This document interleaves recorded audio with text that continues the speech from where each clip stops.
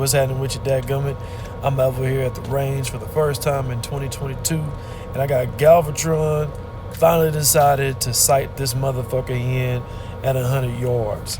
And the first thing to do is, of course, hit the 25-yard bay, the pistol bay, to get that part sighted in, because at the 100-yard bay at the range, you can't go less than 50 yards. It'll allow you, but you can't do it. They don't want that. So, taking this through the 25 yards, doing it the right way. We're going to start at 5 yards, work our way all the way up to 25 yards. Now, I have this put with the new HK parts enhanced trigger. So that drops that 12-pound trigger pull to about 5 to 6 pounds. And my scope, don't worry about it, okay? It came from Amazon. Eventually, I'm gonna change that scope. But I also have a True Glow red dot cannon on the side, which I did not sight in this go around, but I do plan to sight that in sometime in the future. But a couple of things before I'm gonna let this video go. The gun ran flawlessly. Beautiful gun. One of my favorite guns. The problem that I did have was with one of the magazines, which I've heard that this is a certain thing with guns like this, but with one of the magazines that I had, it would not load a round. It wouldn't load anything into the chamber. And a couple of times when I did get the round in there, it did not fire.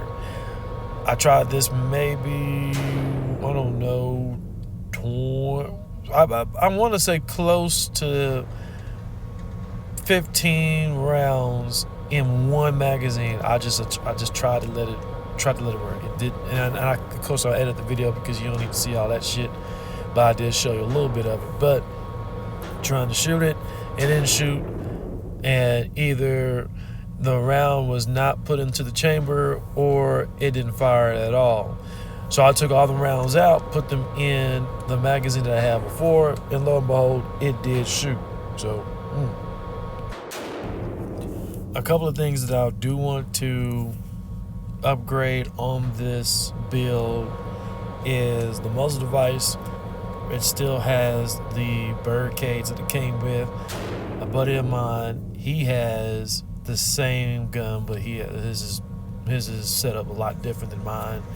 He has a different muzzle device with his, and he's able to shoot very fast with his. I've not tried to shoot mine fast, but he's done that shit and shows the control with his PTR, and I want that. Therefore, I'm going to upgrade mine at some point. Just need to do either more research, or I'm going to just ask him exactly which one he bought, and then I'll just get that. Also, I want to update the sling on mine. Right now, I put some bullshit ass sling on there, but I have yet to actually take this gun outside and the outdoor range and move around. And I would like to do that shit. I would like to do this gun in some type of, range where you can shoot something from 100 to, 100 to 700 yards. But now the main focus is getting Galvatron zeroed at 100 yards, because then I can take Galvatron out to Copperhead Creek and I can qualify to shoot at the 100 yard, qualify to shoot at 100 yards, and then when you qualify to shoot at 100 yards, then you can go and use their range, where I believe they go up to 600 yards, and you hit still. And I would love to hit still at long range with this thing. One other thing that I also realized with Galvatron, which I didn't know until, of course, now that you see that I have the bipod on. You can't you can't treat the bipod like something that's gonna break. such as just having the gun rest on the bipod. Nah.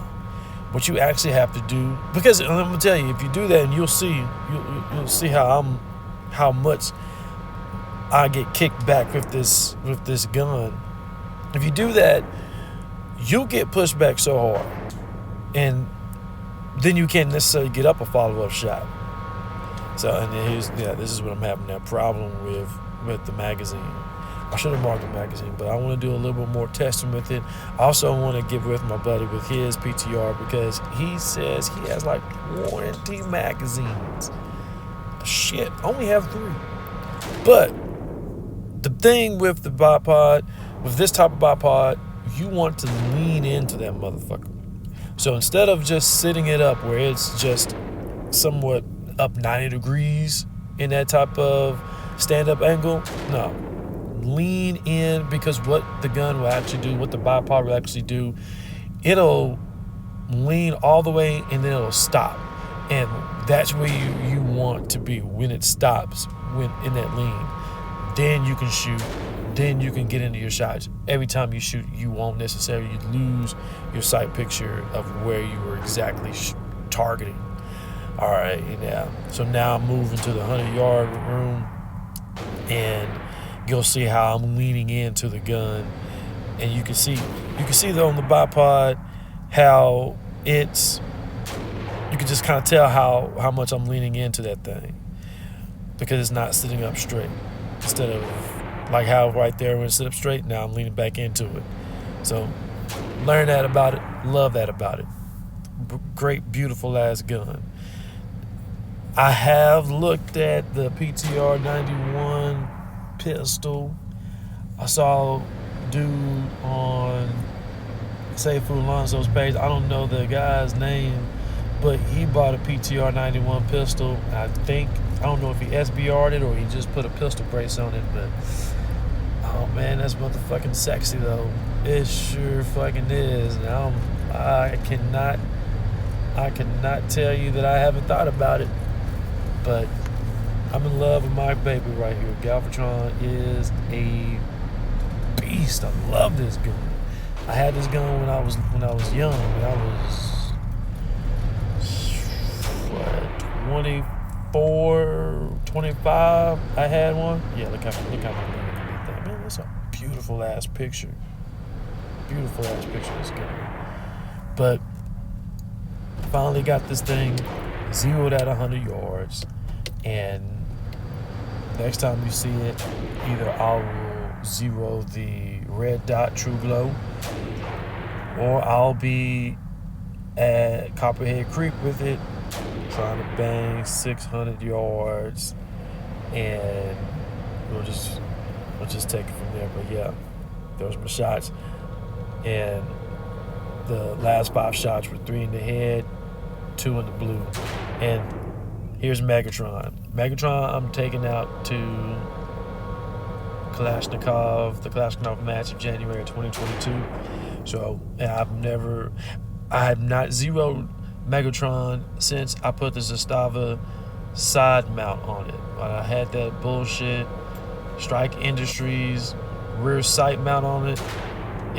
Evidently I must have installed it wrong, or it just is not a good design, because it just never stayed in place. It just kept moving up and down. So I'm sighting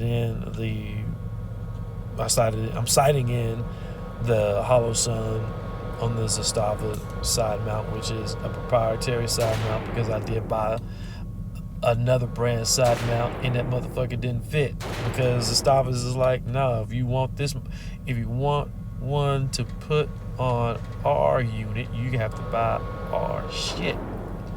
So as you see, this is where the fuck I'm at, trying to zero this one in, and I'm gonna take it over to Kalashnikov. This is going to be my number one. This is going to be the starter, and we'll use this as the gun to run. And I want to try and possibly use this in other things, such as the two gun that we do, well, that's being done here in Austin. I was gonna try and do it in January, but it got canceled due to the weather. It was cold as fuck, and we were having wind gusts up to 30 miles. All right, one thing that I do need to figure out with this gun, which I didn't have time to do it, but I'm gonna have to. Yeah, I got it zeroed at 25 yards. Great, cool. When I tried to get this thing zeroed at 100 yards, I was shooting at the 50 yards, and I was noticing that the rounds were going all over the place on the paper. I didn't understand that at all, because usually the rounds are going to be somewhat close to each other on paper. I had rounds to the left, I had rounds to the right, I had rounds up top. I don't know if this has anything to do with the muzzle device. It can't be with the way that I'm shooting, because I've zeroed other AKs at 100 yards and had no problem, got it locked in. So whatever this problem is, I need to figure this out before I decide to do the two-gun event. The Kalashnikov January 2022 is cool. That's fine, because we were usually shooting within 30 yards. But for this to be doing something past 50 yards is going to be a problem. So I want to be sure that I can get this done, and I may have to hit up the homie Dash Grow to help out, because he's my AK guru. Anytime I got questions about an AK, I'm gonna hit him up. So we're gonna figure that part out. Got to.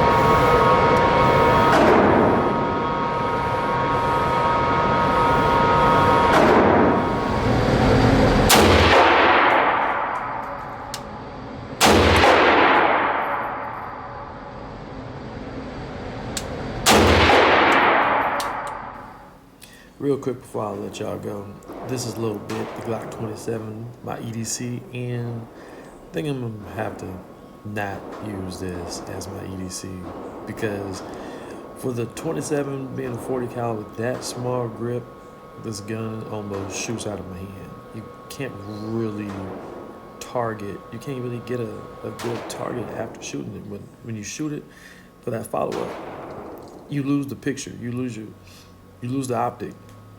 And I have other 40 cals, and they're great because they're full size, but this being compact and the size of my hands, yeah, going to need to be replaced with something, probably a 9.